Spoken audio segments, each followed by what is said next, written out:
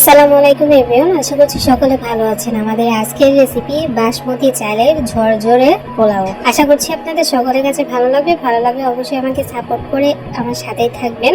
আর যারা ভয় পান যে বাসমতি চালের ভাত কিভাবে রান্না করব, হয় না বা ভেঙে যায়, আজকে থাকছে সম্পূর্ণ টিপস এন্ড ট্রিক্স। আশা করছি আপনাদের সকলের কাছে ভালো লাগবে। তো চলুন দেখে আসি আমি বাসমতি চালের পোলাও আমি কিভাবে রান্না করব সেটা দেখে আসি। তো বাসমতি চালের পোলাও রান্না করার জন্য আমি এখানে 1 পট নিয়ে নিচ্ছি বাসমতি চাল।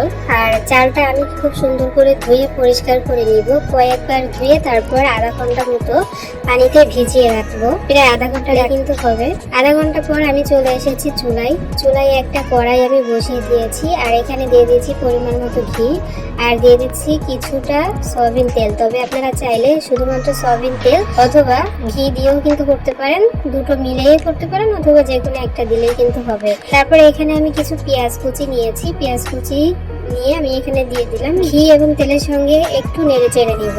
1 মিনিট মতো নেড়ে চেড়ে নেওয়ার পর এখানে গোটা মশলা দিব। যেমন 4টা দিয়ে দিলাম হলো লবঙ্গ, 2টো দারুচিনি, আর হলো 2-3টা তেজপাতা ছিঁড়ে আমি এখানে দিয়ে দিয়েছি, আর হলো 2টো এলাচ।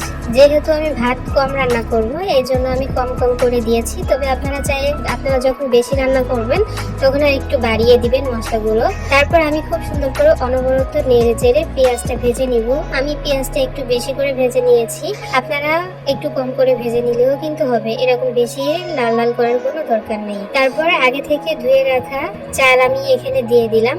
দিয়ে আমি জাস্ট 1 মিনিট মতো আর কি নেড়ে চেড়ে চালটাকে ভেজে নিব। খুব বেশি এখানে নাড়াচাড়া করার দরকার নেই। পেঁয়াজটা ভাজার জন্য আমার ভাতটা একটু লাল লাল হয়ে গেছিল, তবে আপনারা একটু কম ভেজে নেবেন, অথবা যদি বেশি ভাজেন তাহলে যখন পানি দিবেন ভাতের জন্য, ভাত হওয়ার জন্য, তখন আপনারা একটু লেবুর রস চিপিয়ে দিতে পারেন। সেক্ষেত্রে ভাতটা একদম সাদা ধবধবে হবে।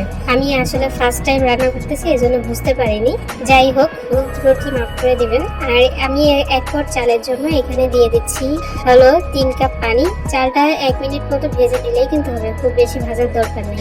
গরম পানি দিয়ে দিচ্ছি। যে পট মেপে আমি চাল নিয়েছিলাম সেই পটেরই 3 পট আমি পানি দিয়ে দিচ্ছি, একদম গরম পানি। অনেক ভিডিওতে দেখেছি অনেক আপুরা রান্না করেছে হলো 1 পট চালের জন্য দিয়েছে হয়তো 1.5 কাপ পানি অথবা 2 কাপ, কিন্তু এত বড় বড় চাল কিভাবে 1 কাপ অথবা 1.5 কাপ পানিতে এই ভাতগুলো রান্না হবে আমি সেটাই জানি না। তবে আমি 3 কাপ দিয়েছি, তবে 3 কাপই কিন্তু একদম পারফেক্ট। ভাত সিদ্ধ হওয়ার জন্য আমি এখানে পরিমাণ মতো লবণ দিয়ে দিলাম। লবণটা দিয়ে একদম হাই ফ্লেমে করে আমি ঢাকনা দিয়ে দিব, চুলার আঁচটা হাই ফ্লেমে করে দিয়ে দিব।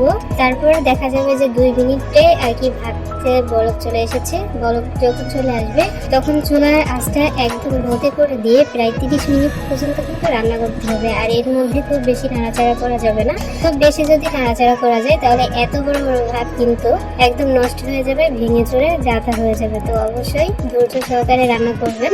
তো দেখতে পাচ্ছেন আমার ভাত কিন্তু অলরেডি হয়ে গেছে। 30 মিনিট পর ভাত সিদ্ধ হয়ে গেছে, আর কতটা ঝরঝরে হয়েছে আপনারা কিন্তু দেখতে পাচ্ছেন। আর ভাতের কালারটা আপনারা দেখতে পাচ্ছেন, খুব বেশি একটা সাদা দেখা যাচ্ছে না, কারণ আমি পেঁয়াজটা একটু বেশি ভেজে ফেলেছিলাম, তার জন্য।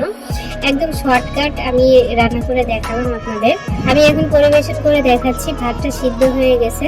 এখন আমি আপনাদেরকে পরিবেশন করে দেখাচ্ছি যে আমার ভাতটা কতটা সুন্দর হয়েছে দেখতে। যাই হোক না কেন একটু লাল লাল দেখা যাচ্ছে, সাদা হলে ভালো হতো আর একটু। তবে ভাতগুলো কিন্তু খুব সুন্দর হয়েছে, অসম্ভব মজার হয়েছে খেতে। আর একটা চালও কিন্তু ভাঙেনি, ভাত কিন্তু একদম লম্বা লম্বাই আছে।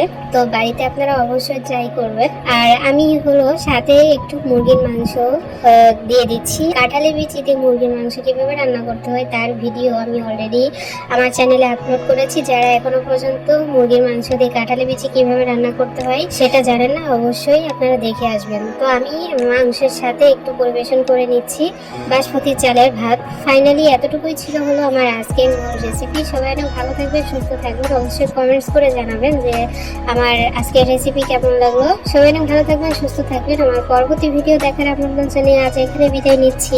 আল্লাহ হাফিজ।